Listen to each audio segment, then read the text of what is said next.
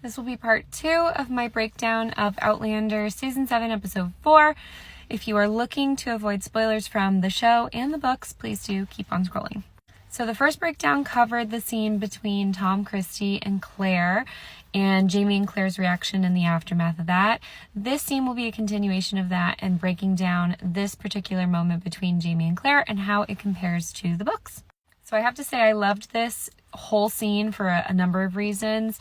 I think book readers in particular will recognize the dialogue. This is almost word for word verbatim out of the books, but obviously when the actors are able to add their personal spin and touch to the scene, it adds so much more to the dialogue we already love.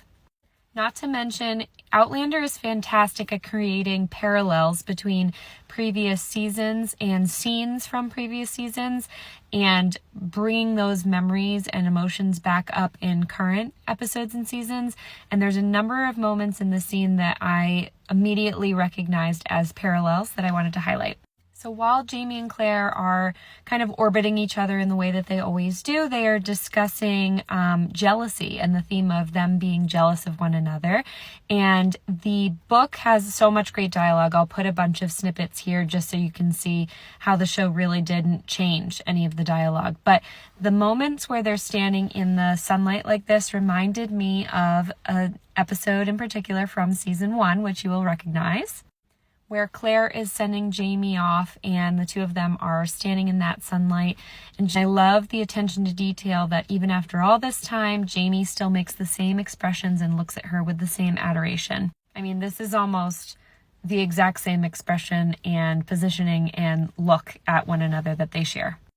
So in this moment, she's also untying his neck scarf, which mirrors almost exactly one of their first interactions from season 1. This scene when Claire is removing his necktie and bandages to look at his gunshot wound that she had healed while they were out on the road. We're now 7 seasons deep. They're adults, they're older, and the whole through line of the book series that the show is also very much trying to hammer home is that while their love might seem a little bit unrealistic, it's certainly aspirational, and the fact that these two love each other just as much, if not more, as they did when they were young is the main reason why so much of us love these two characters and this show, and that continuity that Sam and Katrina are able to have throughout the series, and also the attention to the directors and the showrunners to mirror so many of these scenes as they have is, to me, really, really nice to see as a book reader and someone who's been loyal to the show.